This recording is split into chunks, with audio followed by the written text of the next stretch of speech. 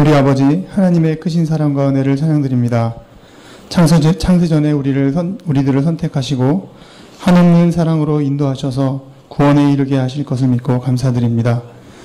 지금도 살아계셔 역사하고 계신 하나님은 우리의 힘이시며 환난날의 피난처 되시고 우리의 빛이요 구원이시며 생명의 능력이심을 고백합니다. 때때로 원수의 시험과 우리의 죄 때문에 저희가 고난받을지라도 주께서 우리를 영원한 생명의 길로 인도하실 줄 믿기에 감사와 찬양을 드립니다. 오늘 거룩한 주의 날에 우리를 성가교회로 불러 모아주시고 주님의 말씀을 듣고 찬양하며 예배하게 하시니 감사합니다. 이 시간 우리에게 하늘의 은혜와 기쁨을 주시고 큰 믿음의 은사와 하나님 나라를 향한 소망을 주옵소서.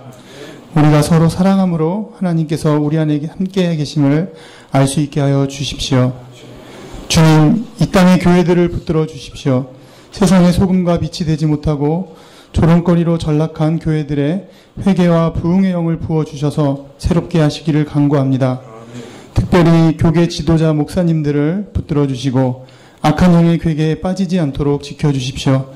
신실한 주의 사람들을 준비시켜 주시고 그들을 들어 쓰셔서 하나님 영광의 빛이 온 땅에 가득하게 되기를 소원합니다. 우리나라를 긍휼히 여겨 주옵소서. 이 나라에 다가오고 있는 큰 어려움들로 고통받고 두려워하는 백성들을 불쌍히 여겨 주십시오. 어리석고 이기적이고 탐욕을 섬기는 자들을 돌이켜 다시 하나님 앞에 회개하게 하시고 특별히 올바른 위정자들이 많아질 수 있도록 도와주십시오. 백성을 사랑하고 하나님을 두려워하는 마음으로 다스릴 수 있는 자들이 이 나라의 지도자가 될 수 있도록 하여 주옵소서. 또한 분단된 이민족의 비극을 종결시켜 주시고 북에 있는 동포들에게 온전한 복음이 전해질 수 있도록 통일의 문을 열어주시기를 소망합니다. 국가적인 재난과 전염병으로 상처받고 낭망하며 두려워하는 심령들을 위로해 주시며 지역과 계층, 신분과 세대로 나뉘어진 갈등과 반목들을 풀어주셔서 이 땅에 참된 화해와 평화가 임하기를 간절히 기도합니다. 주여, 우리 교회의 어려움으로 고통받고 계신 성도님들을 기억하여 주옵소서. 질병으로 고통받는 성도님과 가족들에게 치유의 은혜를 베풀어 주시길 간구합니다. 마음의 어려움과 낭망함, 모든 무너지고 끊어진 관계들 위해 부활의 기적이 일어나기를 소망합니다. 저희의 필요하실 것들을 주님께서 아시오니 주님께서 우리 안에 나눔과 돌봄의 손길들을 통해 부족함이 없게 하여 주시옵소서. 자라나는 어린 자녀들을 기억하여 주시고 참된 하나님 나라와 영광을 위해 준비하고 배워야 할 것들을 바르게 준비해 갈 수 있도록 하여 주옵소서. 무엇보다 모든 아이들이 주 안에서 큰 기쁨과 행복을 누리며 살 수 있도록 축복하여 주십시오. 하나님 아버지, 독생자를 주시기까지 우리를 사랑하심을 감사합니다. 저희가 이 사랑의 비밀을 더 깊이 알게 되기 원합니다. 세상 무엇으로도 끊을 수 없는 우리를 향하신 하나님의 큰 사랑과 예수 그리스도의 보혈의 능력이 우리 삶의 중심이 되기를 원합니다. 우리는 재물이나 사람을 의지하지 않고 오직 하나님만 의지하길 원하오니 우리에게 이런 믿음을 주셔서 위태하고 불안한 세상 속에서 감사와 기쁨으로 평안하게 되기를 간절히 바랍니다. 지금 이 시간에 주님 오셔서 저희와 함께 하시고 이 예배를 받아주시옵소서. 모든 감사와 찬양을 주님께 드립니다. 이 모든 말씀 예수 그리스도의 이름으로 기도드립니다. 아멘.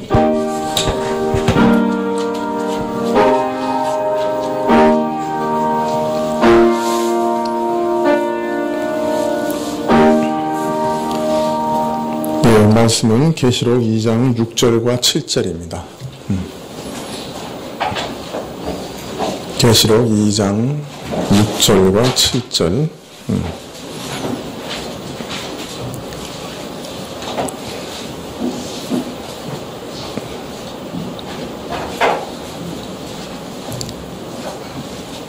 네, 찾으신 줄 알고 우리 교독하시죠. 요한 계시록 2장 6절과 7절입니다. 오직 내게 이것이 있으니 내가 니골로 당의 행위를 미워하는도다. 나도 이것을 미워하도다.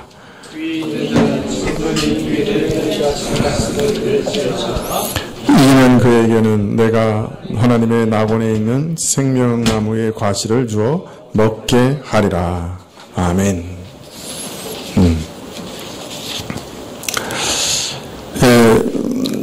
에베소 교회는 진리를 수호하고 이단과 싸우는 과정에서 가장 중요한 교회의 목표와 목적을 잃어버리고 말았습니다.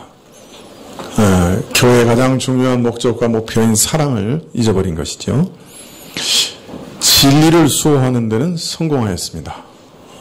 그런데 사랑을 수호하는 데는 실패했습니다. 이런 에베소 교회를 향해 주님께서는 첫사랑을 회복하라고 명령하셨죠. 자, 그러나 에베소 교회가 가진 문제는 첫사랑을 잃어버린 것만은 아니었습니다. 사실은 더 큰 문제가 있었는데 그것은 에베소 교회가 이런 문제들을 자신의 교회가 가지고 있다는 것조차 몰랐다 하는 데 있습니다. 사랑을 잃어버리고 참 이란과 싸우면서 격렬한 싸움 속에서 이런 문제가 오래 지속되다 보니 자신들이 이러한 사랑을 잃어버렸다고 하는 것 자체도 잊어버리고 말았던 것이죠. 처음에는 이렇게 하면 안 되는데, 우리가 이렇게 하는 것은 올바르지 않은데 다 그렇게 생각했을 것입니다. 그러나 그것이 오래 지속되고 고쳐지지 않자 그런 사실이 있었다는 것조차 잊어버린 것이죠. 그 문제를 잊어버린 것이죠. 그래서 예수님께서는 어디서 떨어진 것을 생각해보라, 기억해내라, 그렇게 권면하십니다. 그리고 만일 이 일이 계속되면, 계속 실패하고 회개하고 돌이키지 못하면 내가 내게 임하여서 내 촛대를 그 자리에서 옮기리라. 교회가 세상을 향해 빛과 소금의 역할을 감당하는 자리에 서 있어야만 마땅한데 사랑을 잃어버린 교회는 그 역할을 이제 감당할 수 없게 될 것이다. 빛의 역할을 감당할 수 없게 될 것이다 하고 엄히 경고하셨습니다. 자, 오늘 말씀 2장 6절에는 오직 내게 이것이 있으니 내가 니골라당의 행위를 미워하는도다. 나도 이것을 미워하노라. 이렇게 얘기하십니다. 자, 그런데 문제는 왜 갑자기 니골라당의 얘기를 하시는 걸까요? 지금까지 이제 에베소 교회가 부족한 것에 대해서 얘기하셨잖아요. 그죠? 그래서 책망하신 거예요. 그 다음에 갑자기 니골라당에 대해서 얘기를 하십니다. 왜 이 니골라당에 대해서 얘기를 하시는 걸까요?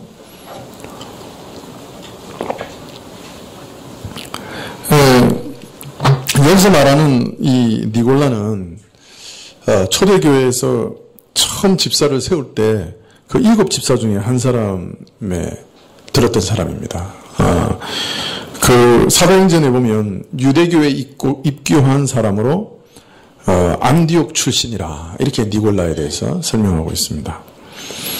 아마도 헬라인이었는데 유대교에 입교한 사람으로서 처음 초대교회, 교회가 세워질 당시부터 교회에 같이 있어서 그 믿음이 진실하고 성령으로 충만한 것이 드러나고 그래서 7집사 중에 들어가게 된 아주 특별한 사람이었죠. 그런데 이 초대교회부터 좀 교회 안에서 이렇게 유명했던 니골라, 그런데 이때쯤 와서는 문제가 아주 이상하게 발생했죠. 이 니골라의 가르침, 니골라 당이라 그랬으니까 니골라의 가르침을 따르는 이 무리로 초대교회의 어떤 우환과 근심거리,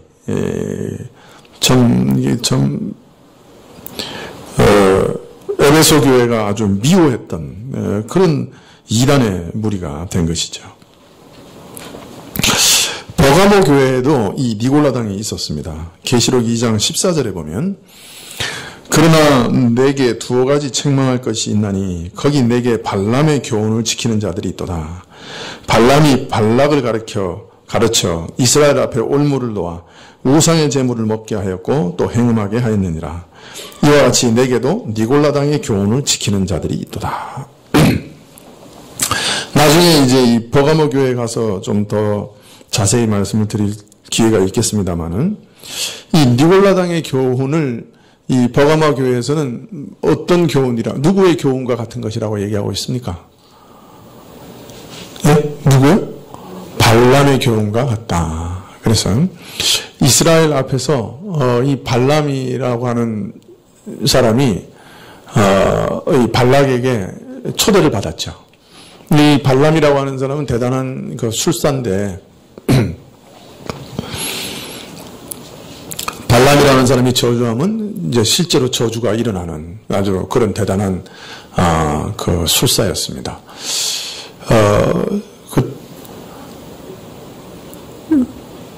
요새도 보면 이렇게 그 무속 신앙을 가진 분들이 이렇게 그 남을 저주하는 그런 일들도 있나 봐요. 저주하는 부족 같은 거 이렇게 있나 봐요. 이전에 그 터키에 갔었는데 터키 운전 기사가 이제 우리가 이 목사라는 얘기를 듣고 자기를 위해서 기도를 해달라고 그러는 거예요. 그래서 왜 그러냐 그랬더니 자기가 어떤 여자하고 교제하고 있는데 그 여자의 그 집안에서 이 남자하고 떼어내기 위해서 그 이맘, 그러니까 회교의 그 성직자죠. 이맘한테 가서 자기를 저주하는 하도록 그렇게 부탁을 했다는 거예요. 그래가지고 그런 저주가 유효한지 모르지만 자기가 요새 이렇게 잠도 안 오고 아주 힘들다고 그 목사님들이니까 아주 셀 거니까 자기를 위해서 기도해달라고 그러면 그래서 또 뭐 기도해달라는데 안 기도해 줄 수도 없잖아요. 그래가지고 우리가 또 이제 기도를 열심히 했어요. 이맘의 저주가 강한지 우리 기도가 센지는 모르겠는데 보니까 이 회교도 보니까 이게 저주를 하더라고요. 진짜 뭐 이렇게 실제로 그 어떤 사람을 저주하는 그런 일도 있는 것 같아요. 참 신기하다 그런 생각도 좀 들었습니다. 무슨 종교가 이렇게 돈 받고 저주도 해주고 그것도 뭐 둘이 막 사랑하는데 사랑이 깨지라고 저주를 하고 참 이상한 종교도 있다 내가 속으로. 그것도 완전히 무속이죠, 그죠? 그런 상황이죠. 근데 이제 이 발람이라는 사람이 그런 일에 아주 유명했던 사람인 것 같아요. 그래서 이제 발락이라고 하는 왕이 이제 이 발람을 초대하죠. 그래가지고 이제 이 발람한테 이제 청을 합니다. 자, 이 이스라엘이란 한 민족이 올라왔는데 도무지 이거 뭐 싸워서 이길 수가 없다. 그러니까 네가 저주를 해가지고 이거 다 죽여달라. 이제 저주를 해달라. 그래서 이 발람이 처음에는 안 갈라 그랬죠. 네, 그러면서도 쓱 암시를 하기를 내 집안 전체를 다 보화로 이렇게 채워줘도 난 안 간다. 이제 그렇게 얘기를 하죠. 그 말은 집에다 보화를 채워주고 마당까지 채워주면 가겠다. 뭐 그런 암시였는지도 모르죠. 네, 그래가지고 이제 나중에는 이제 마음이 바뀌어서 이제 따라가는데 나귀가 입을 열어가지고 그냥 그 얘기를 하죠. 그래서 하나님이 말씀하시는 걸 왜 절대로 하지 마라. 이제 그런 이제 언명을 받고 이제 발락에게 갑니다. 그래서 이제 이스라엘 자손이 보이는 그 높은 언덕에 올라가지고 발락이 이제 저 사람 저주해달라 그러는데 발람이 저주는 안 하고 그냥 뭐 최고의 축복을 계속 얘기하죠. 뭐 그러면서 마지막에는 뭐 내 죽음이 저들의 죽음과 같이 되면 좋겠다. 막 이러면서 막 하여튼 축복이라는 축복을 다 합니다. 그러니까 하여튼 그 성경에서 나타나는 축복 중에 제일 멋있는 축복들이에요. 그러니까 이제 아마 발락이 그냥 아마 이제 화났겠죠. 돈은 엄청 줘가지고 그 저주하라고 데리고 왔는데 축복만 하니까. 그런데 이제 그 다음에 이제 발락이 한 일이 뭐냐면 이제 여인들을 앞에다가 이렇게 이스라엘 가는데 앞에다가 이제 여인들을 이렇게 파견해가지고 그 이스라엘 남자들을 다 꼬셔가지고 그 우상숭배하는 데가 참여하도록 하는 그런 일이었죠. 그런데 그런 일이 어떻게 일어났는지에 대한 설명이 그냥 없어요. 그 성경에는. 민수기 자체에는 아예 그 내용이 없어요. 그런데 오늘 요한계시록에 보면 그 얘기가 나와요.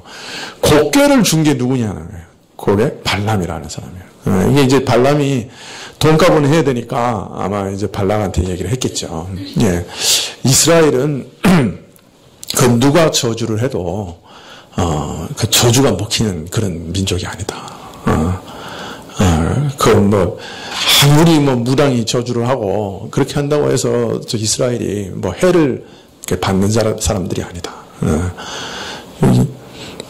사실 그렇거든요. 신자를 누가 저주를 한다고 해서 그게 되지 않죠. 심지어는 뭐 마귀가 이렇게 잡아먹으려고 해도 잡아먹을 수가 없잖아요. 머리카락 하나도 못 만지잖아요. 악한 자가 머리카락도 못 만지게 하겠다. 그런 보호하심 가운데 있는 거거든요, 신자가. 그런데 이 발람이 아주 그냥 꾀를 하나 내준 거죠. 뭐냐면, 야, 저 이스라엘은 무슨 저주로 해도 저주를 받지 않는 민족이야. 그런데 한 가지 딱 방법이 있어. 그건 뭐냐면, 자기 하나님으로부터 직접 심판을 받게 하면 저거 망하게 할 수 있다. 그래가지고, 그 행음하게 하고 우상숭배하는 꾀를 가르쳐 준 거예요. 그래가지고, 이 여자들하고 그 이스라엘 남자들하고 다 행음하고 막 거기서 이제 우상숭배를 해서 그냥 정말 하나님께서 그냥 그 이스라엘 진에 그냥 진노를 내리셨죠. 그래서 막 전염병으로 사람들이 막 죽어나가는데, 그런데도 그냥 그 족장 중에 한 사람이 저 여자를 끌고 그 이스라엘 진 안에까지 들어와가지고 행음을 하죠. 그랬을 때 이제 비누하스라고 하는 제사장이 창을 들고 와서 두 사람을 귀에 뚫어버립니다. 그것 때문에 하나님께서 진노를 이제 멈추시죠. 이제, 그러니까 이 발람이라고 하는 사람이 발락에게 가르쳐준 술수는 뭐냐면, 첫 번째는 이 이스라엘은 하나님이 친히 진노해서 그들을 치게 하는 방법 외에는 이 이스라엘 민족을 이렇게 건드릴 방법이 없다는 거야. 하나님, 천지를 지으신 하나님이 그냥 딱 보호하고 계시니까 뭐 마귀도 뭐 어떻게 할 도리가 없고 머리카락 하나도 건드리지 못하는 그런 존재인데, 이 존재들을 망하게 하는 유일한 방법은 그들이 섬기는 하나님이 진노해서 이 사람들을 진멸하는 방법밖에 없다는 거예요. 이제 그렇게 하려면 이 사람들이 스스로 범죄케 해서 하나님께서 그 범죄한 이스라엘을 심판하게 하는 방법밖에 없는 거예요. 그런데 그걸 어떻게 하면 꾀일 수 있느냐? 그래서 이제 그 꾀를 알려준 거죠. 그 여자들을 보내가지고 음란하게 하고, 그래, 우상숭배를 같이 하게 하는 그런 일을 하면 이게 망하게 할 수 있다. 근데 이 니골라 당이 똑같은 그런 것을 가르친다는 거예요. 그러니까 다른 말로 말하면 이 신자들을 음행 가운데 빠지게 하고, 그래서 그 하나님이 친히 그 사람들을 진노해서 멸망시킬 수밖에 없는 그런 상황으로 만들어가는 것이 니골라당이라는 거예요. 예. 발람이 이스라엘 앞에 여인들을 두어 행음하도록 꾀어 이스라엘을 멸망하는 꾀를 낸 것 같이 이 니골라당도 교인들을 그렇게 꾀어서 방탕하게 하고 음란한 생활을 부추기는 그런 이단이라는 거예요. 자, 왜 성령으로 충만하였던 초대교회의 7집사 중에 하나였던 니골라가 이처럼 초대교회의 우환 덩어리가 되었느냐, 이단이 되었느냐. 근데 이제 초대교회 글을 보면 또 이 니골라에 대한 평가가 가지각색이에요. 어떤 사람은 니골라에 대해서 그냥 어떤 면에서 아주 극렬하게 비난하고 있어요. 그러나 또 로마의 그 경건한 감독이었던 클레멘트라고 하는 사람은 이 니골라를 변호하기를, 이 니골라는 믿음과 경건이 출중한 사람이요, 아주 훌륭한 사람이었지만 다만 그를 추종하는 자들이 니골라의 말 뜻을 오해해가지고 이런 그 이단이 생겼고, 즉 니골라는 원래 이단이 아닌데 니골라의 말의 뜻을 곡해해서 빚어진 불상사다, 이렇게 변호하고 있습니다. 이 통상 이단이라고 하는 것은 그 창시자 자신이 잘못된 것을 가르치는 것이 상례입니다만은, 교회사에도 보면 그 말한 사람의 뜻과는 좀 다르게 그 사람 말 뜻을 오해해가지고 이단이 된 사람들도 있습니다. 그래서 그런 경우가 있기 때문에 클레멘트의 설명도 옳을 수도 있겠다. 즉 니골라 자신은 올바랐지만 니골라의 말을 들은 사람들이 오해를 했다. 뭐 그럴 수도 있겠다는 생각이 듭니다. 왜냐하면 죄송합니다. 오늘 말씀해 보면 그 예수님이 미워하신다고 하는 사람들에 대해서 니골라 당이라고 얘기하고 있어요. 다른 말로 말하면 니골라의 행위라고 말하지 않고 니골라 당의 행위라고 말하고 있거든요. 그러니까 니골라를 추종하는 무리들의 행위라고 밝히고 있어요. 그래서 아마 클레멘트의 설명이 전혀 가능성이 전혀 없는 것은 아니다. 니골라 자신은 이단이 아니었지만 니골라의 말을 오해해서 사람들이 이단이 된 그런 경우일 수도 있겠다. 그렇게 생각을 합니다. 하여튼 자신이 이단이었든지 아니면 그를 추종하는 자들이 니골라의 의도를 오해했든지 간에 교회에서 제일 처음 세움받은 이 7지사 중에 한 사람이 흉악한 이단의 대명사가 됐다 하는 것은 참 안타까운 일이라고 할 수 있습니다. 자, 그런데 오늘 예수님께서 이 에베소 교회를 책망하시다가 왜 갑자기 니골라당의 얘기를 하시는 걸까요? 이 말씀의 의도는 뭘까요? 의미는 뭘까요? 지금까지는 에베소 교회가 사랑을 버린 것에 대해서 책망을 하셨단 말이에요. 책망을 하신 다음에 갑자기 니골라당에 대해서 얘기를 하시는 거예요. 그러면서 나도 니골라당을 미워한다 이렇게 얘기하고 계시단 말이에요. 이 말의 의미는 도대체 뭘까요? 왜 이런 말씀을 갑자기 하시는 걸까요? 책망하시려면 쭉 책망하시든지 그래야 되는데 갑자기 문맥에서 툭 튀어나온 말, 어떤 면에서 문맥에서 좀 튀어나온 것 같잖아요. 갑자기 니골라에 대해서 툭 아무 설명 없이 사전에 어떤 설명도 없이 갑자기 왜 니골라를 나도 미워한다 이렇게 탁 얘기하시는 걸까요?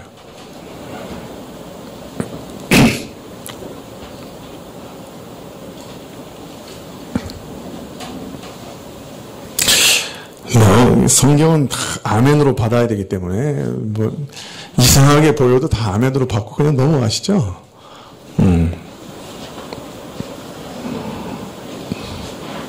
자, 한번 좀 살펴보십시다. 지금 예수님께서 니골라당의 말을 언급하시는데 여기서 니골라당의 행위에 대해서 주의를 주시기 위해서 지금 니골라당에 대해서 얘기하시는 겁니까? 너희들 니골라를 따라가면 안 된다. 그렇게 주의를 주고 계세요? 아니시죠? 그러면 니골라의 정체를 밝히시는 거예요? 니골라는 발람의 교훈이다. 지금 그런 걸 밝히고 있어요? 도마의 교회에서는 그렇게 하셨죠. 그죠? 근데 여기서는 그것도 아니에요. 단지 에베소 교회가 미워한 니골라당을 나도 미워해 라고 얘기하고 계시는 거예요. 이게 무슨 의미예요?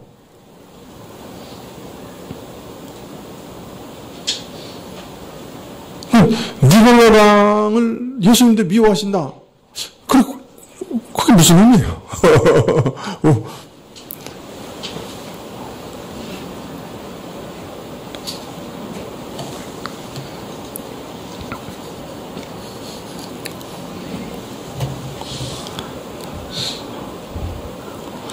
지금 예수님은 에베소 교회를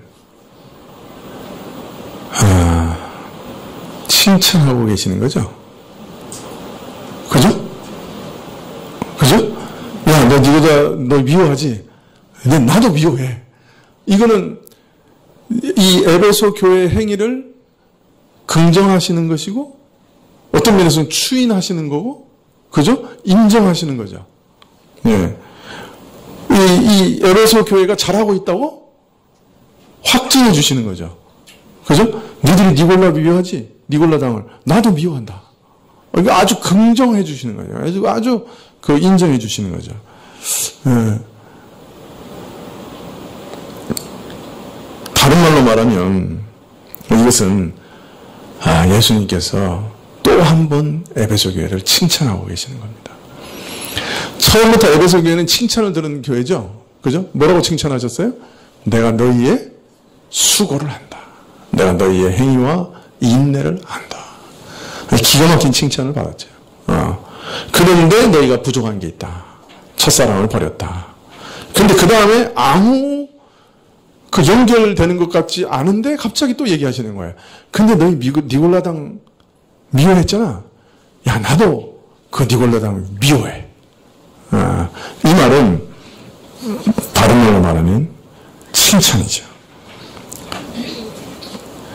진리를 수호하기 위해 사랑을 수호하지 못한 에베소 교회를 책망하셨지만 다시 또 진리를 수호한 일을 지적하시면서 칭찬하고 계시는 거예요.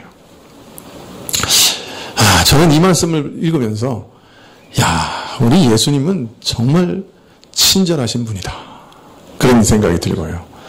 그 다음에 정말 자기 교회를 아끼시는 분이다. 그런 생각이 들어요. 그냥 책망으로 끝나면 이 마음이 사람이 좀 씁쓸하잖아요. 그죠? 아무리 처음에 칭찬을 들었다고 해도 이게 또 책망으로 탁 끝나면 이게 좀 마음이 이렇게 씁쓸하고 또 예수님하고 관계가 좀 소원해진 것 같고, 그죠? 사람 마음이라는 게 그런데, 예수님 끝내기 전에 다시 어떻게 하시는 거예요? 어깨를 툭툭 두들겨 주시면서 다시금 칭찬하고 계시는 거예요. 그렇지만, 너 첫사랑을 버려서 내가 책망했지만, 넌 니골라 미워했지? 나도 미워해. 탁탁 어깨를 두들겨 주시고. 그런 느낌이 와요? 이 말씀을 읽을 때?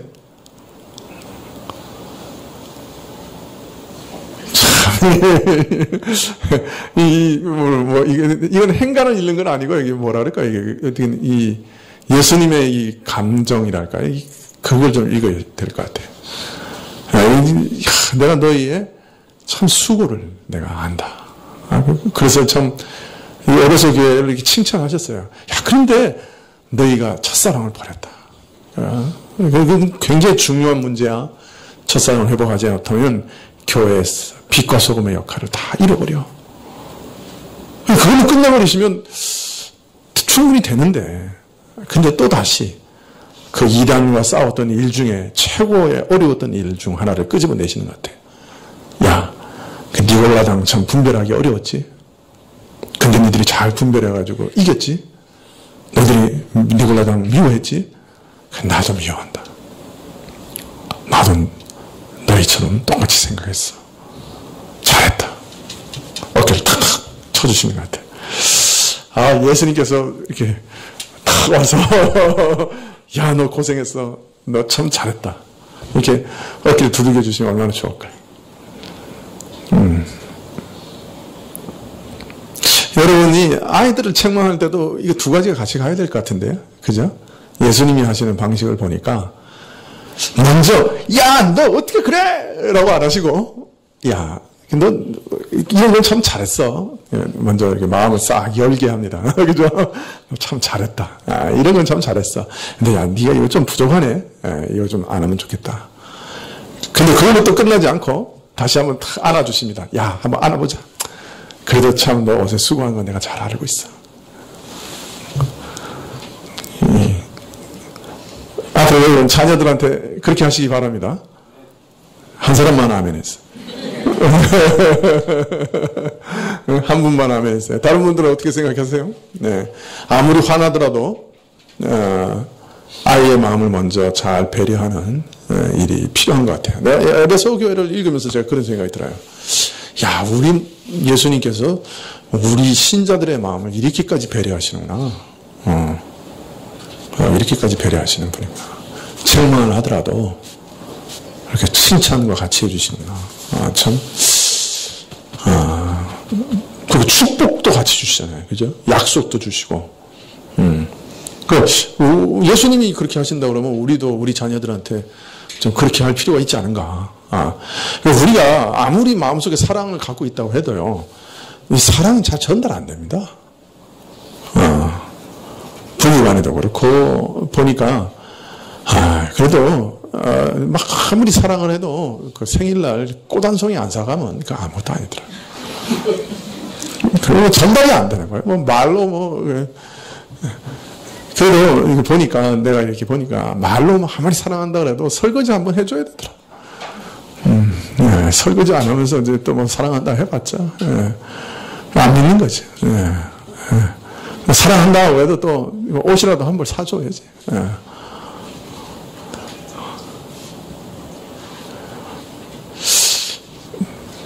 제일 고개를 끄덕거리는 사람이 한 사람이 있네요.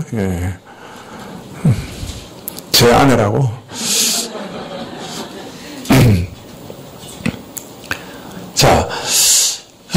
이 마찬가지입니다. 그죠? 예, 우리가 마음속에만 담아 있는 것이로는 불충분하잖아요. 그냥 말로 나가야 되고 행위로 나가야 되는데 그 사랑을 표현할 때 이 말이라고 하는 게 굉장히 중요한 것 같아요. 예. 남편한테 얘기를 할 때도 야, 요새 좀 많이 나아졌는데 이게 좀 더 해주면 좋겠다. 이러면 남편 마음이 싹 열려서 이렇게 하죠. 그런데 오자마자 쏟아붓기 시작하면 남편 그다음부터 집에 안 올라 그래. 바깥에서 빙빙 돌아.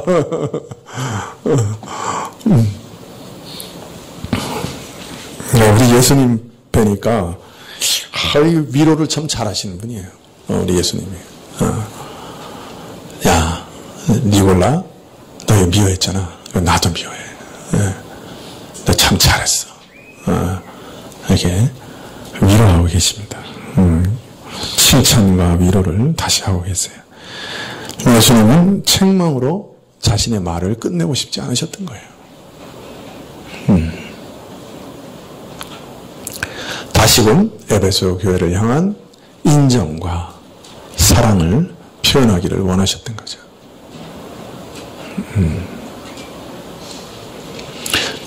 자, 그런데 여러분, 이 말을 또 거꾸로 보면 어떤 뜻이 되죠?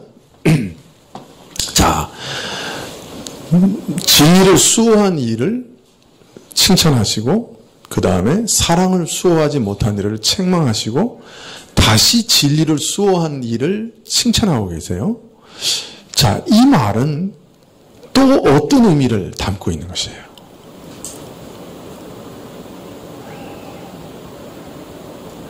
이 순서는 뭘 우리에게 암시하고 있어요? 자, 진리를 수호한 다음에 칭찬하셨어요. 그 일을. 그 다음에 사랑을 수호하지 못한 일에 대해서 책망하셨어요. 그래서 어떤 메시지를 전하셨어요? 교회는 진리를 수호하고 모든 참 진리를 추구하는 이유가 뭔지 아느냐. 끝내는 믿음으로 역사하는 사랑이 우리 가운데 가득히, 교회 안에 가득히 충만하게 지는 것, 그게 원래 목표지 않느냐. 이렇게 얘기하신 거예요. 그 다음에 다시 진리를 수호한 일에 대해서 칭찬하셨어요. 그러면 어떤 메시지가 되죠?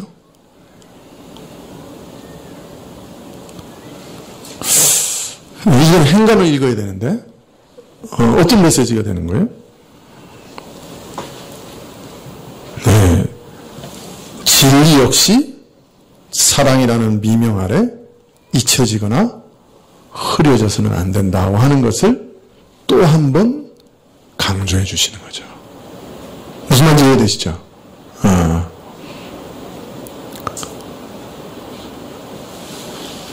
예수님께서 만일 사랑을 수호하지 못한 것을 책망으로 끝내셨다고 하면 메시지는 이렇게 될 거예요.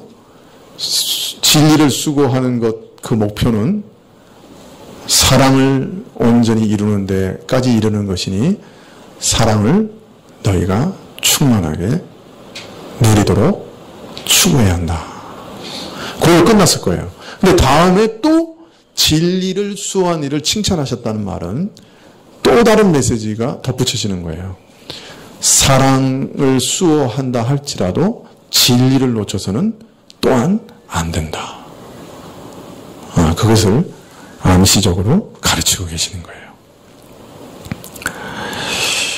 사랑이 진리라는 미명 아래 흐려져서도 안 되고 진리 역시 사랑이라고 하는 미명 아래 흐려져서는 안 된다.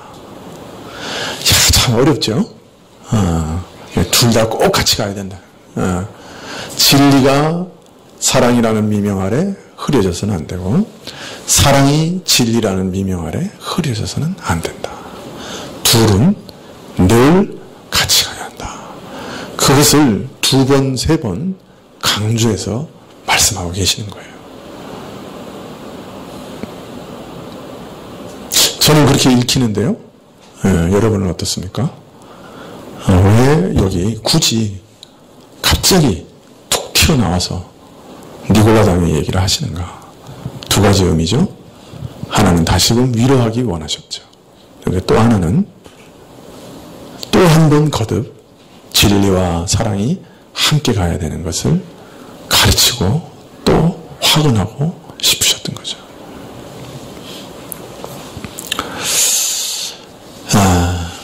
에베소 교회를 읽으면서 우리가 받을 수 있는 중요한 교훈, 진리와 사랑이 교회 안에는 늘 함께 가야 한다. 이 교훈을 우리가 잊어버리면 안 되겠습니다. 그죠? 그렇게 강조하고 계시니까요. 그것도 첫 번째로 에베소 교회를 통해서 우리에게 가르치고 계시니까요. 진리는 사랑과 같이 가고 사랑은 진리와 같이 가야 한다. 진리를 세우기 위해서 사랑을 버려서도 안 되고 사랑을 추구한다는 명목하에 진리를 버려서도 결코 안 된다. 둘은 함께 가야 한다. 자, 7절에 귀 있는 자는 성령이 교회들에게 하시는 말씀을 들을지어다. 자, 누가 교회들에게 말씀하고 계십니까? 성령이 말씀하고 계십니다. 지금 에베소 교회의 말씀을 전하신 분이 원래 누구셨습니까? 예? 예수님이셨죠. 그죠? 7 별을 오른손에 가지고 계시고 7 등장 가운데 교회 가운데서 거닐고 계시는 예수님께서 에베소 교회에다가 말씀하신 거예요. 그런데 지금 이 에베소 교회에 말씀하신 것을 또다시 설명하실 때는 누가 말씀하시는 거라고요? 성령이 말씀하시는 말씀을 들으라. 이걸 어떻게 해석해야 됩니까? 분명 예수님이 말씀하셨다고 그랬잖아요. 네, 예수님이 지금 교회에 말씀하실 때 누구를 통해 말씀하고 계시는 거예요? 성령을 통해서 말씀하고 계시는 겁니다. 오늘 예수님은 성령을 통해서 교회에 자신의 말씀을 전하고 있습니다. 오늘 예수님은 성령을 통해서 주신 말씀을 가지고 교회를 통치하고 계십니다.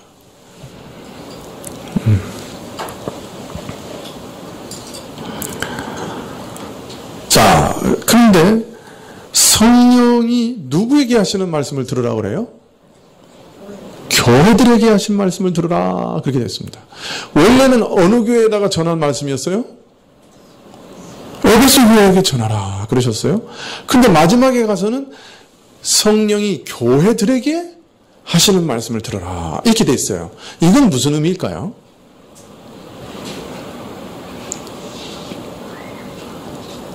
물론 에베소 교회에 전하신 말씀이니까 교회들에게라고 하는 말이 에베소 지역에 있는 교회들에게라는 말일 수도 있죠. 원래 이제 갈라디아서 같은 경우에 보면 갈라디아 지역에 있는 교회들에게 보냈어요. 그죠? 그러나 대부분의 모든 서신들은 그렇지 않죠. 한 지역의 한 교회였어요. 고린도 지역에 있는 고린도 교회, 데살로니가 지역에 있는 데살로니가 교회. 자, 그러면 에베소 지역에 있는 교회들에게 보내신 겁니까? 아니면 또 다른 의미가 있는 겁니까? 통상은 한 지역에 한 교회가 있었어요. 그렇다면 여기 말씀은 성령이 교회들에게라고 하신 말씀은 에베소 지역에 있는 여러 교회들에게라는 말보다는 더 깊고 더 풍부한 뜻을 갖고 있는 것이 아니냐. 즉, 또 이 표현 자체가 상당히 엄숙하고 장중해요. 성령이 교회들에게 하시는 말씀을 들을지어다. 아마도 이 말씀은 개교의 교회, 에베소 교회를 지칭하여 사정과 상태를 칭찬하시고 책망하시고 권면하신 말씀이긴 하지만 여기서 이 말씀은 단지 에베소 교회 하나만 생각하고 하신 말씀이 아니요. 에베소 교회를 하나의 전형과 대표로 삼아서 오고 오는 모든 시대의 교회들에게 이 말씀을 지금 하고 계시다 하는 것을 표현하신 것이 아닌가 하는 것입니다. 그래서 에베소 교회라고 하는 특정 교회의 메시지를 전달하셨지만 그러나 이 메시지는 에베소 교회뿐만 아니라 오고 오는 모든 교회들 그리고 그 주변에 있는 모든 교회들 그 7 교회들 모두에게 이 메시지를 전달하고 계시는 거예요. 그래서 오고 오는 모든 교회들에게 사랑과 진리가 함께 가야 한다 하는 메시지를 전달하고 계시는 거예요. 네, 그래서 지금 교회들에게라고 하는 말씀은 오고 오는 모든 세대의 교회들아, 너희는 이 말씀을 들으라. 그렇게 말씀하시는 것으로 들어야 할 것입니다. 자, 그 다음에 그런데 모든 교회들에게 말하라고 하시면서도, 들으라고 하시면서도 거기 조건이 하나 붙어 있어요. 무슨 조건이 있습니까? 귀 있는 자는, 아이고 참 어려워요. 귀 있는 자는, 귀 있는 자는 성령이 말씀하시는 것을 들을지어다. 귀 있는 자는 성령이 모든 교회들에게 말씀하시는 말씀을 들을지어다. 오고 오는 모든 시대에 이 말씀을 읽는 자들 중에 정말 귀 있는 자는 들으라. 그 말씀이죠. 귀 있는 자는 들으라. 귀 있는 자는 들으라는 말은 무슨 말입니까? 우리 다 귀 있잖아요. 그 말입니까? 네. 여러분, 이 귀 있는 자는 들을지어다 하는 말을 가장 많이 사용하신 분이 누굽니까? 네? 예수님이죠. 네, 예수님이 제일 많이 사용하셨죠. 대표적으로 누가복음 8장 8절에 보면 이런 말씀이 있습니다. 더러운 좋은 땅에 떨어짐에 나서 100배의 결실을 하였느니라. 이 말씀을 하시고 외치시되 들을 귀 있는 자는 들을지어다. 예수님께서 비유를 말씀하신 다음에 큰 소리로 외치셨어요. 들을 귀 있는 자들은 들으라. 비유를 딱 설명하시고 말씀하신 다음에 들을 귀 있는 자들은 들으라. 자, 마태복음에 보면 왜 예수님께서 비유로 말씀하셨는가? 두 가지 이유 때문에 그래요. 하나는 천국의 비밀은, 영적인 세계의 비밀은 그 직접 눈으로 보여줄 수도 없는 거 아니에요? 그죠? 그러니까 이 땅에 있는 것을 비유하여 설명할 수밖에 없는 거예요. 그래서 천국의 비밀을 어떻게든 알아들을 수 있게 하기 위해서 비유로 설명하신 거예요. 근데 또 동시에 이 천국의 비밀은 비밀이기 때문에 비유로 설명해서 감추시기 위해서 비유로 설명하셨다. 그래요. 비밀이라고. 그러니까 귀 있는 사람만, 깨닫는 사람만 깨달을 수 있는, 들을 수 있는 비밀이기 때문에 비유로 설명하셨다. 그래요. 그래서 비유가 두 가지 이유로 준 거예요. 영적인 세계의 것이기 때문에 설명하기 위해서, 설명하자면 비유로 설명할 수밖에 없어서 이 땅의 것을 가지고 설명하자고 하면 비유로 설명할 수밖에 없어서 비유로 설명하신 거예요. 그러니까 천국의 비밀을 알리시기 위해서 비유로 설명하신 거예요. 그러나 또 동시에 아무나 읽고 다 깨달을 수 없도록 하기 위해서 비유로 설명하셨어요. 참 신기하죠? 그래서 이 천국 비밀은 누구나 한눈에 알아보고 쉽게 이해하고 받아들일 수 있는 게 아니라는 거예요. 그렇다면 구태여 비밀이라고 하지 않았겠죠. 예, 비밀 또는 신비라고 얘기할 수 있는 것이죠. 하나님 나라의 말씀은 비밀이에요. 하나님 나라의 말씀은 그 가운데 신비가 가득해. 네, 그래서 원칙적으로 사람 개인의 이성의 능력으로는 접근이 불가능한 것이에요. 누군가가 그 비밀을 열어서 보여줘야 그 비밀을 비로소 볼 수 있는 거예요. 그래서 비유로 설명하신 거예요. 비밀이기 때문에.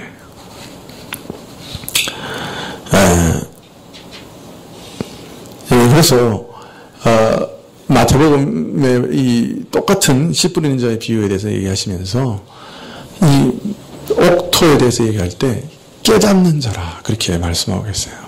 그래서 이 비밀은 말씀이 깨달아져야 아는 거예요. 하나님 나라의 비밀은 말씀이 깨달아져야 되는 거예요. 여러분도 그런 일들 있으시죠? 말씀을 열심히 읽고 암송까지도 하고 잘 아는 말씀인데 어느 날 갑자기 마음에서 탁 빛이 비치는 것처럼 깨달아져요. 그 말씀이. 그리고 나면 이전에 내가 진짜 알았다고 하는 것이 진짜 알았던 건가? 이런 생각이 들 거예요. 최근에도 제가 요한복음 6장에 있는 말씀을 7장인가요? 7장이죠. 7장에 있는 말씀을 읽다가 한 가지 탁 깨달았어요. 그런 다음에 그 말씀을 다시 이렇게 가만히 보니까 예전에 그거 다 설교했던 거예요, 제가. 다 설교했는데, 이렇게 탁 깨닫고 보니까, 그 말씀이 얼마나 깊이 있는 말씀인지.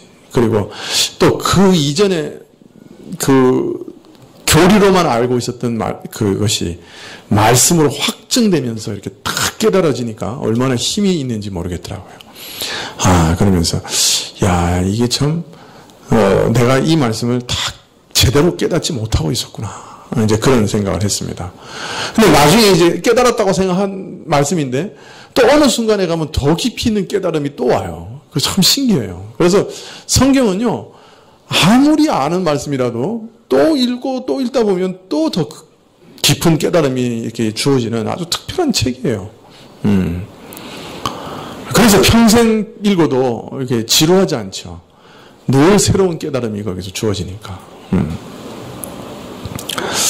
자, 그래서 귀 있는 사람은 들을지어다 하는 말씀은 성령의 은혜로 이 말씀을 듣고 이 말씀을 깨달으라. 그 말씀입니다.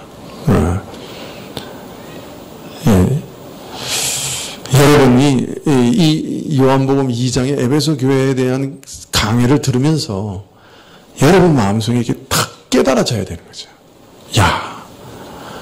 교회에서 사랑이라고 하는 것은 이렇게 절대적으로 중요한 것이네. 이게 탁 깨달아져야 된다. 이 교회에서 만일 사랑이 없다고 그러면 이건 교회로서의 존재 가치가 없는 거네. 탁 깨달아야 돼. 내가 이 말씀을 배우고 이 진리를 얻는 이유는 그 진리를 통해서 내가 사랑으로 역사하는 믿음 가운데로 나아가려고 하는 것이네. 이 진리를 내가 정말 믿는다고 하는 것은 그 사랑으로 역사하는 그 열매가 내 안에 나타나야 되는 것이네. 이게 뭐가 다 깨달아져야 되는 거예요. 이 말씀을 들으면서.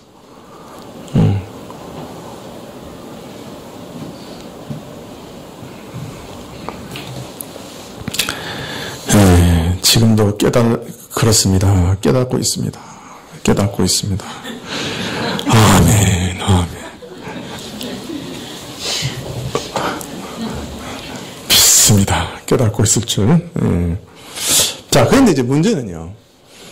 우리가 이게 사실은 세상 살다가 보면 세상 학문이나 세상 지식이나 세상살이 가운데도 이렇게 탁 깨달음이 와요. 그런 거 경험 없으세요? 이 세상살이 가운데도 이 깨달음이 있습니다. 뭡니까?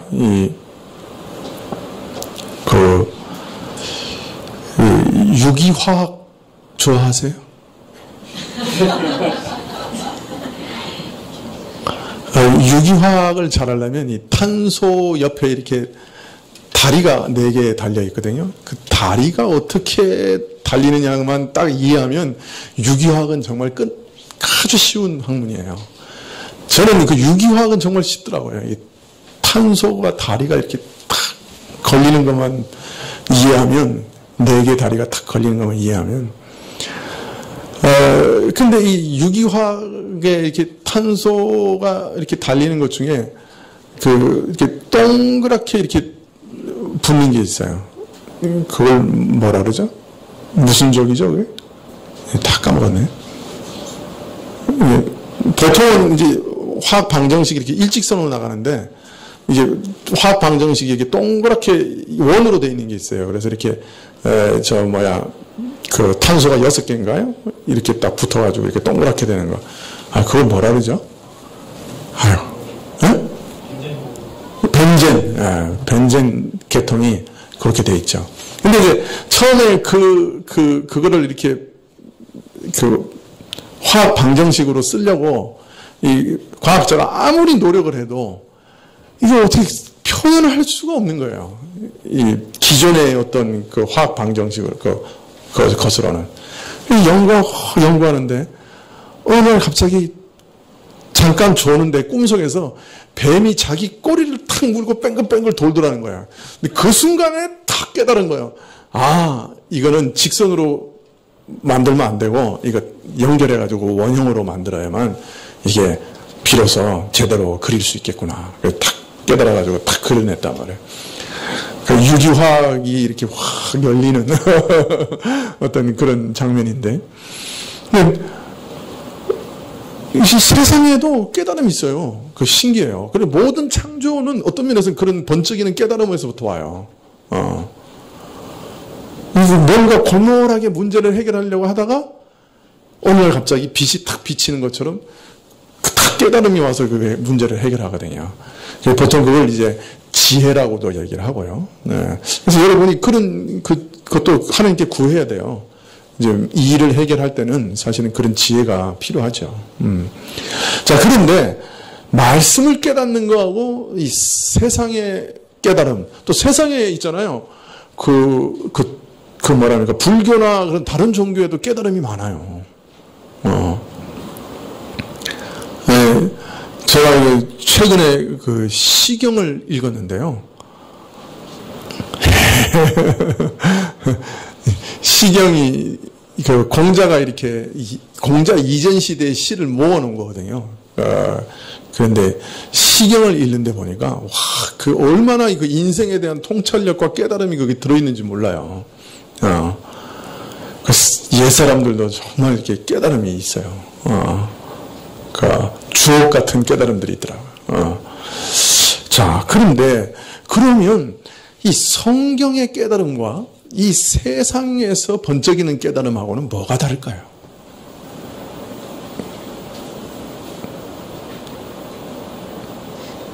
똑같은 걸까요?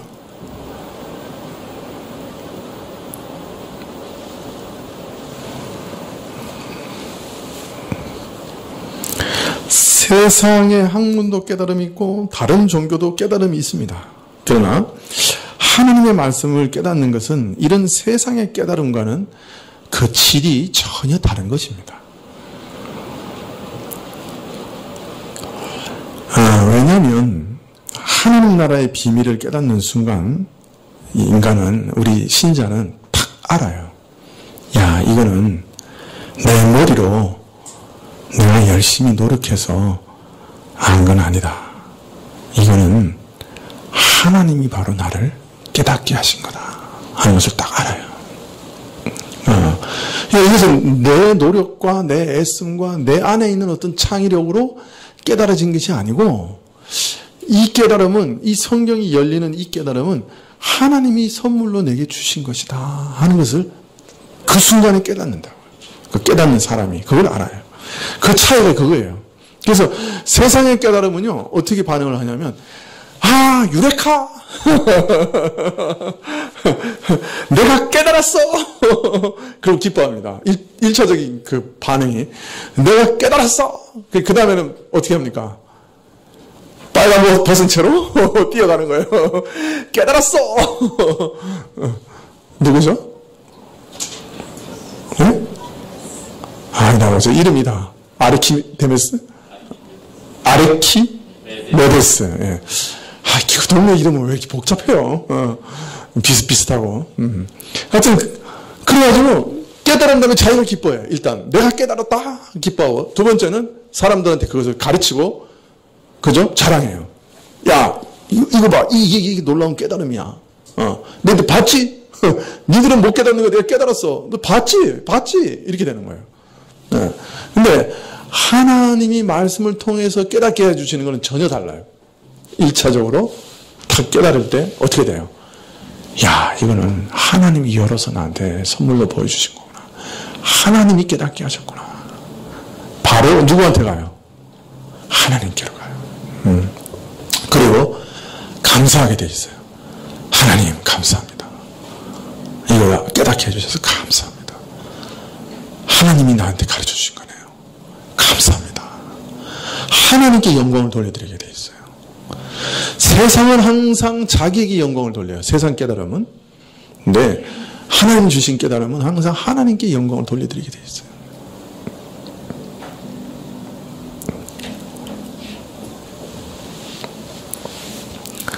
세상의 깨달음은 자기를 기뻐해요. 와, 깨달았어. 자기가 기뻐해요. 그러나 하나님이 주신 이 깨달음은 하나님을 기뻐해요. 아, 하나님은 놀라우신 분입니다. 이렇게 나오는 거예요. 하나님을 찬양하고 하나님을 기뻐해요. 무엇보다도 이 복음의 깨달음, 하나님 나라에 대한 깨달음은 이 세상의 깨달음과 다른 것은 이 깨달음과 동시에 은혜와 능력과 사랑을 경험하는 데 있어서 달라요. 이런 깨달음은 단순히 어떤 지식에서 통해서 들어오는 게 아니에요. 이 성령을 통해서 깨달아지는 것은 첫째 내 마음에 은혜가 임해요. 참, 뭐랄까요. 이게 하나님의 은혜가 내게 임하는 거예요. 마음이 뜨거워져요. 마음이 뜨거워져요. 동시에 이것은 내가 할 수 없었던 일을 할 수 있는 변화의 능력으로 임하는 거예요. 이 깨달음은. 이 깨달아짐으로 인해서 내가 할 수 없었던 것을 할 수 있게 돼요. 그러니까 능력으로 임하는 거예요.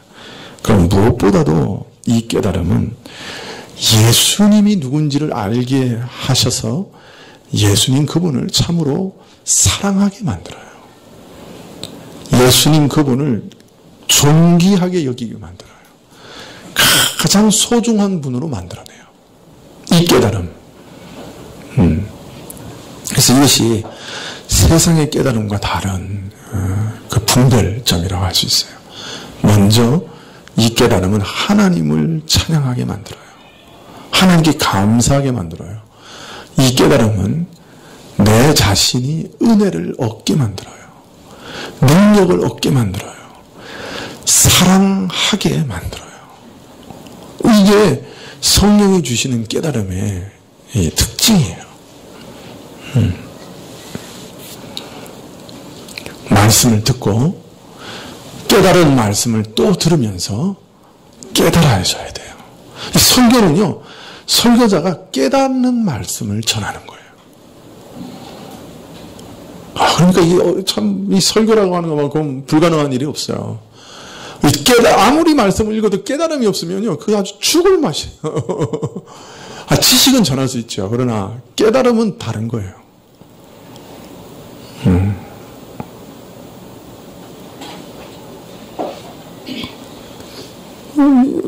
말씀을 읽을 때도 왜 여기서 갑자기 니골라당에 대한 얘기를 하실까? 그 다음에 기도하고 기다리고 또 읽고 기도하고 그러는 거예요. 근데 하나님 성령께서 깨달음을 주시면 탁 그때 아는 거예요. 아, 이거는 이런 의미구나. 이거 말씀하시는 거구나. 이것 때문에 이거 말씀하신 거구나. 이것 때문에 여기 이 말씀이 있는 거구나. 그런 깨달음이 없으면 이게 진짜 죽을 맛이죠. 죽을 맛이죠.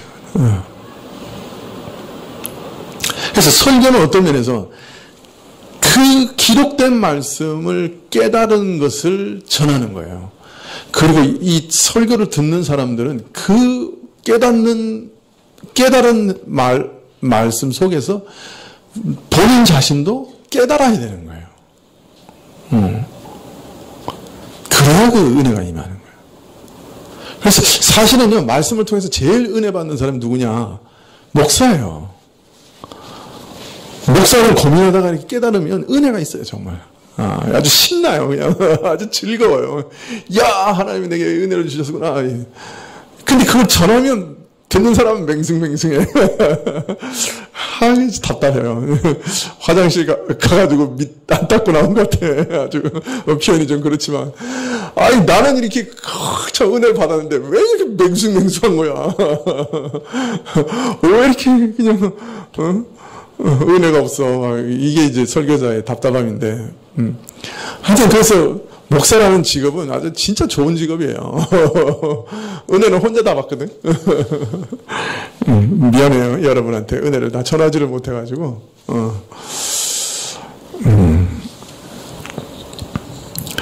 이 말씀은 성령이 주신 거예요. 그죠? 그렇기 때문에 성령이 깨달음을 주셔야 그 말씀을 통해서 하늘의 신령한 은혜를 얻을 수 있어요. 하늘이 열리는 것을 보는 거예요. 이게 성령이 주시는 말씀은 계시라 그랬어요. 그러니까 신령한 세계의 비밀을 열어서 보여주시는 거라 그랬어요. 자, 이 신령한 세계의 비밀을 열어 보여주시는 것은 사람이 아무리 설명해서 되는 거 아니에요. 성령께서 주셨기 때문에 성령께서 열어 보여주셔야 되는 거예요. 자, 그렇다면 우리가 말씀을 들을 때마다 어떤 태도로 나와야 되겠어요? 오늘도 성령이 열어주시지 않으면 아무 소용이 없습니다. 하나님 열어주십시오. 귀를 열어주십시오. 내 눈을 열어주십시오. 열어주셔서 하늘의 신령한 것을 내 눈으로 보게 해주십시오. 그 가치를 알게 해주십시오. 기도하셔야죠. 교회 안에서의 최종적인 목표가 참 사랑이다. 그 말씀을 들을 때 그것이 얼마나 가치 있는지 내 눈을 열어 보여주십시오. 내가 그것을 위해서 희생할 수 있도록 능력을 주십시오. 나를 죽여주십시오. 이 기도가 나와야 되는 거예요.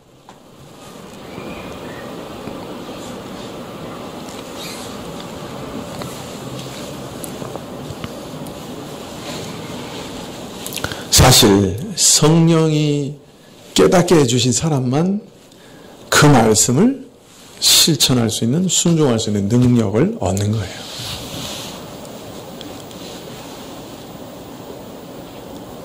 저는 오늘 이 말씀 속에서 예수님의 성품을 또 발견했어요.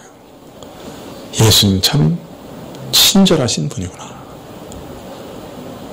예수님은 우리 마음을 상하게 하시려고 하지 않으시는구나. 예수님도 이렇게 친절하신 분이구나. 나를 이렇게 인격적으로 대화하시는 분이구나. 야, 그렇다면 나는 다른 사람에 대해서 어떻게 인격적으로 대화해야 될까? 이 하찮은 미물이요, 정말 지렁이 같은 우리인데 예수님께서는 우리를 보실 때 이렇게 친절하게 대하시고 이렇게 인격적으로 대화하셨다고 하면 하나님이신 그분이 나한테 이렇게 인격적으로 대화하시고 내 마음을 상하게 하실까 두려워서 이렇게 위로하시고 이렇게 제3 말씀하시는 분이라고 하면 나는 내 옆에 있는 이웃에 대해서 어떤 자세로 살아야 될까? 그게 생각이 나는 거예요. 그게 깨달아지는 거예요.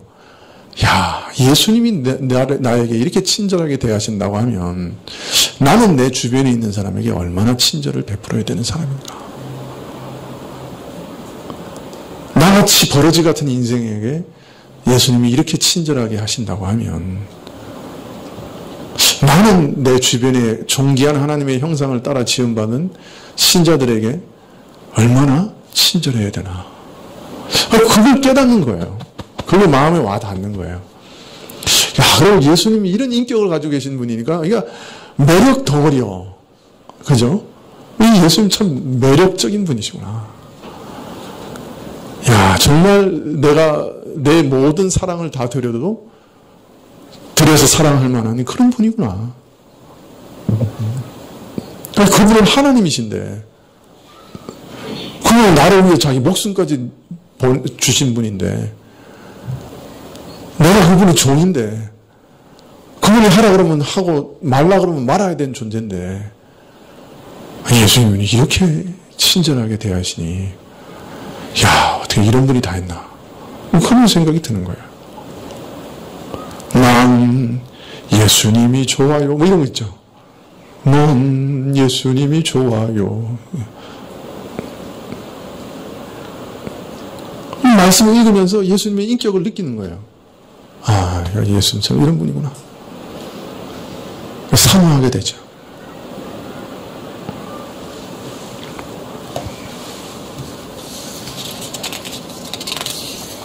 사실 우리가 결심한다고 되는 거 아닌지 우리가 잘 알잖아요. 그죠? 사랑을 한다. 얼마나 어려워요. 진리 위해서 싸우면요. 사랑은 온데간데 없어요. 해보면 알죠. 금방 사랑은 바닥나요. 저게 엉뚱한 소리 하면서도 고집을 피우네. 아이고, 저거 때려줄 수도 없고. 무식한 게 진짜 뭐, 무섭다고? 그냥 안 가본 놈이 가본 놈 이긴다고? 그러면서 속에서 그냥 막 별의별 생각이 다 나옵니다. 진리가 아주 싸우면. 그래도 또 사랑해보려고 하면, 방금 전까지는 그래도 좀 괜찮았던 그 놈이 갑자기 변해서 미운 점만 또 골라요. 그런 경험 해보셨죠? 그 이상해요. 남편을 오늘 잘 대해줘야지. 그러면 그 남편이 오늘따라 미운 짓 골라요.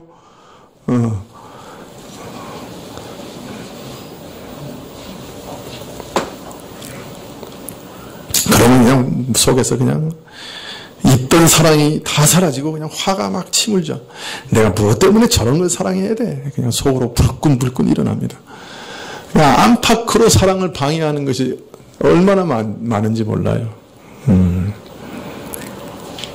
근데 예수님께서 오늘 말씀해 보면 사랑을 잃어버린 것에 대해서 야, 내가 그래 뭐 진리를 지키다 보면 그럴 수도 있지. 그렇게 하지 않으셨어요. 회개하지 않으면 족대를 옮기겠다고 말씀하십니다. 우리가 이런 말씀을 읽으면서 저기 깨달음이 있어야죠. 야, 이건 절대절명의 목표구나. 명령이구나. 이거는 없으면 안 되는구나. 깨달하게 되는 거죠. 그리고 그 말씀 때문에 사실은 능력이 생겨서 순종하려고, 그 말씀을 순종하려고 내가 믿음으로 의지하고 탁 사랑을 시작하는 순간에 사랑이 탁 주어지는 거예요. 그 능력이 주어지는 거예요.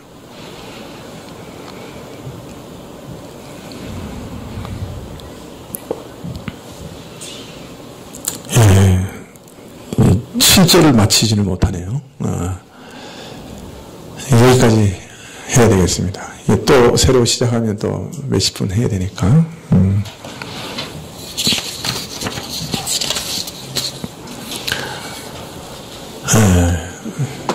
우리가 말씀을 읽을 때마다 예수님이 누구신가 하는 것을 깨달아가면 참 좋겠죠. 기도하시겠습니다.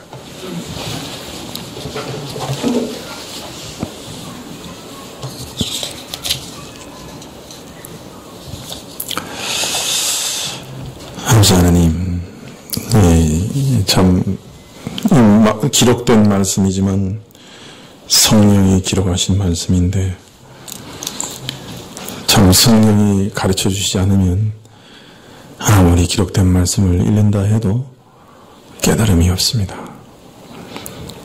저희 비천한 자들이 어찌 영생의 비밀을 알고 영적 세상의 비밀을 알겠습니까?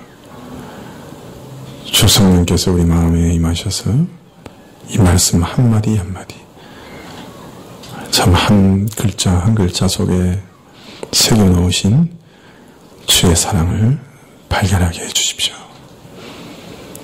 이 말씀들이 우리에게 그 밑바닥에 새겨놓으신 주의 사랑을 전달하는 그런 놀라운 말씀이 되게 해주십시오. 주를 알게 하시고 그래서 우리로 주를 진심으로 찬양케 하는 그런 말씀이 되게 해주십시오. 예수님의 이름으로 기도합나이다. 아멘.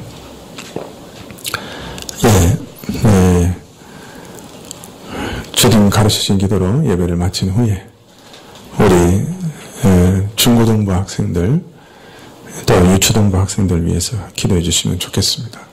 더운 여름인데다가 또 기말고사를 앞두고 있고 마음이 날카롭고 사춘기에 요동함이 참 아이들을 흔드는데 아이들을 잘 붙잡아 주시고 흔들리더라도 하나님의 한계를 뛰어넘지 않도록 어떤 한계를 뛰어넘지 않도록 지켜주시도록 천군 천사를 보내 지켜주시도록 위에서 기도해 주시면 좋겠습니다. 주님 가르치신 기도로 예배를 마치겠습니다.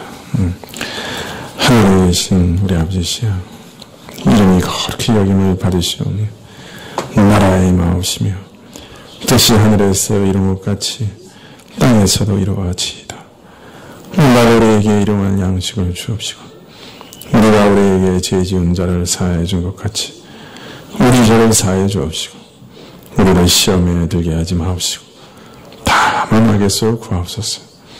대의 나라와 군세와 영광이 아버지께 영원히 있사옵나이다.